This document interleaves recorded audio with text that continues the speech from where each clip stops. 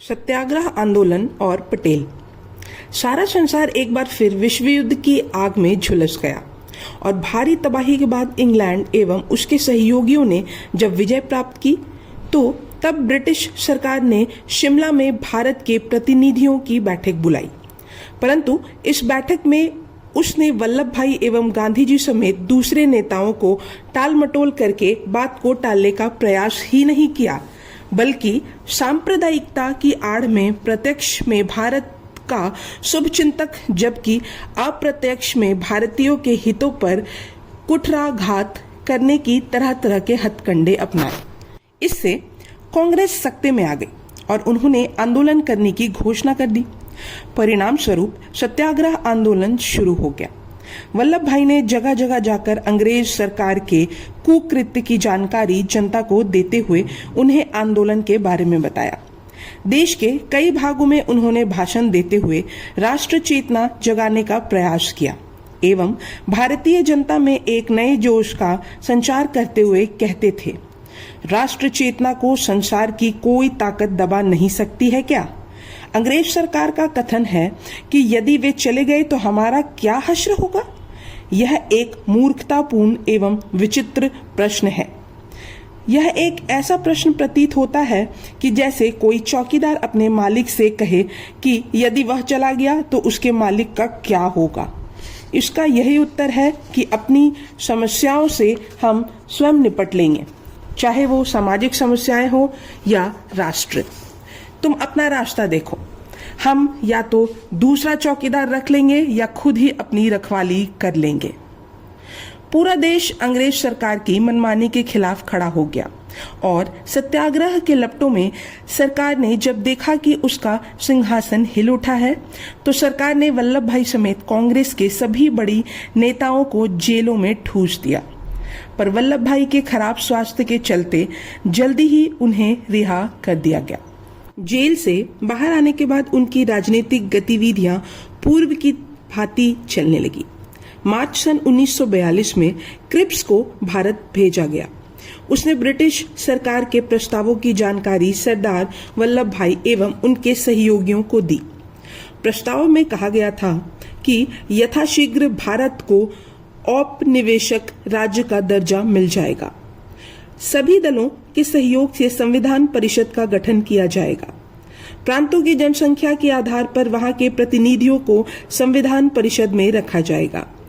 कोई प्रांत यदि भारत से अलग रहना चाहेगा तो उसे उसकी छूट होगी और भारतीय सेना की देखभाल ब्रिटिश सरकार के हाथों में होगी। नेताओं ने अंग्रेजों के इस प्रस्ताव को मंजूर नहीं किया, जिससे स्पष्ट था कि अभी भी भारतवासियों को अंग्रेजों के अनुसार ही चलना पड़ेगा। दूसरी तरफ गांधी जी सहित देश के सभी नेता जानते थे कि अंग्रेज अभी अभी विश्व युद्ध की घटना से प्रभावित हुए हैं, इसलिए यही वो उचित समय है जबकि भारत को उनके चुंगल से छुटकारा, आजादी दिलाई जा सकती है। गांधी जी ने इस सुनहरे अवसर को पहचानते हुए नारा दिया, करो या मरो, अंग्रेजों भारत छोड़ो। जगह जगह कांग्रेस की बैठक होने लगी। अब सभी का ध्यान इस नारे पर था। धीरे धीरे पूर्ण भारत की जनता आंदोलन से जुड़ गई एवं देश के प्रत्येक कोने से लोग गुस्से में दहाड़ने लगे, अंग्रेजों भारत छोड़ो। देश के सभी नेता इस मौके का लाभ उठाना चाहते थे। वल्लभ भाई भी आंदोलन में नई ऊर्जा भरने के काम में प्रयत्नशील थे। जुलाई सन 1942 को लोकल बोर्ड के मैदान में अपने भाषण के दौरान उन्होंने कहा, आप अपने मन से डर निकाल दें, ऐसा समय फिर कभी नहीं आएगा। हमें अंततः यह कभी ना कहना पड़े कि गांधी जी अकेले थे। जब वह 74 वर्ष की अवस्था में भारत की आजादी की लड़ाई लड़ने निकल पड़े हैं, तब तो हमें देश की परिस्थिति पर विचार करना चाहिए। आपसे मांग की जाए अथवा ना की जाए, समय आए या ना आए, किंतु आपके लिए अब यह पूछने को नहीं रह जाता यह कैसा कार्यक्रम है। इस विषय पर प्रश्न मत कीजिए, बैठे मत रहिए, देश की स्वाधीनता के लिए किए जाने वाले प्रयासों में अपना सहयोग दीजिए। हमने अंग्रेजों को यह चेतावनी दे दी है कि अब वे हमारा देश छोड़कर चले जाएं। उनके लिए कोई दूसरा रास्ता नहीं है, क्योंकि अब हमें स्वतंत्र होने ही है। उनकी गुलामी अब एक क्षण के लिए भी सहन नहीं की जा सकती है। इसी प्रकार वल्लभ भाई जगह जगह भाषण देते एवं आम जनता को देश की स्वतंत्रता में सहयोग देने की अपील करते। लोगों में इस प्रकार लगातार बढ़ती चेतना से अंग्रेज सरकार घबरा गई एवं उसने गांधी जी और वल्लभ भाई को गिरफ्तार कर लिया। वल्लभ भाई की गिरफ्तारी का समाचार सुनकर उनके बेटे डाहिया भाई पटेल ने आंदोलन को तेज करने का प्रयास किया। उन्होंने जगह जगह महात्मा गांधी वल्लभ भाई के द्वारा दिए गए भाषणों की प्रतियां बांटना शुरू कर दी। परिणाम स्वरूप उन्हें भी गिरफ्तार कर लिया गया। अब जनता में भयंकर गुस्सा फैल गया। जगह जगह प्रदर्शन, रैली एवं आंदोलन होने लगे।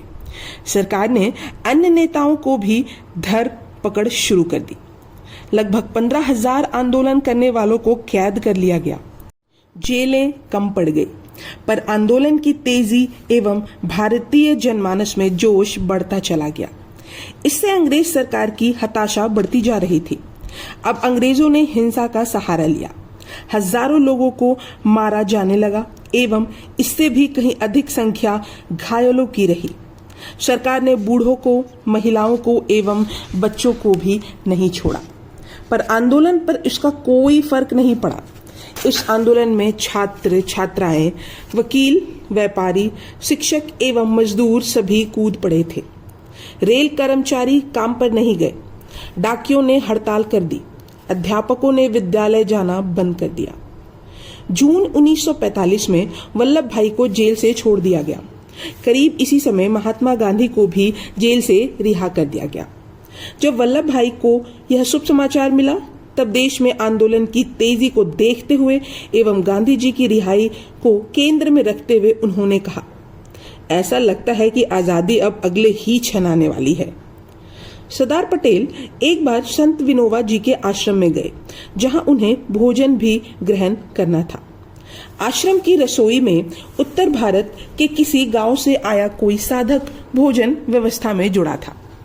सरदार पटेल को आश्रम का विशिष्ट अतिथि जानकर उनके सम्मान में साधक ने सरदार जी से पूछ लिया कि आपके लिए रसोई पक्की अथवा कच्ची। सरदार पटेल इसका अर्थ ना समझ सके तो साधक से इसका अभिप्राय पूछा, तो साधक ने अपने आशय को कुछ और स्पष्ट करते हुए कहा कि वे कच्चा खाना खाएंगे अथवा पक्का। यह सुनकर सरदार जी ने तपाक से उत्तर दिया कि कच्चा क्यों खाएंगे, पक्का ही खाएंगे। खाना बनने के बाद जब पटेल जी की थाली में पूड़ी, कचौड़ी जैसी चीजें आई, तो सरदार पटेल ने सादी रोटी और दाल मांगी। तो वह साधक उनके सामने आकर खड़ा हो गया और उन्हें बताया कि उन्हीं के निर्देश पर ही तो पक्की रसोई बनाई गई है। इस घटना के बाद ही पटेल उत्तर भारत की कच्ची और पक्की रसोई के फर्क को समझ पाए। देश के बड़े नेताओं के जेल से बाहर आने पर सन 25 जून से 28 जून तक शिमला में कांग्रेस कार्य समिति की बैठक हुई एवं वल्लभ भाई भी इसमें सम्मिलित हुए।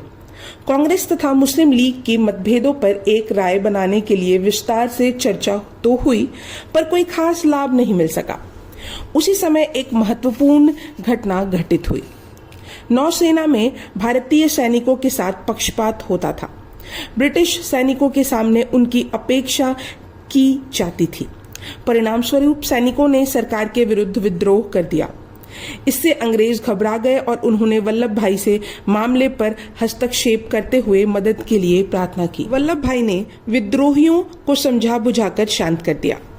8 अगस्त 1946 को वर्धा में कांग्रेस कार्य समिति की बैठक हुई, जिसमें बहुत सारी समस्याओं पर विचार विमर्श हुआ।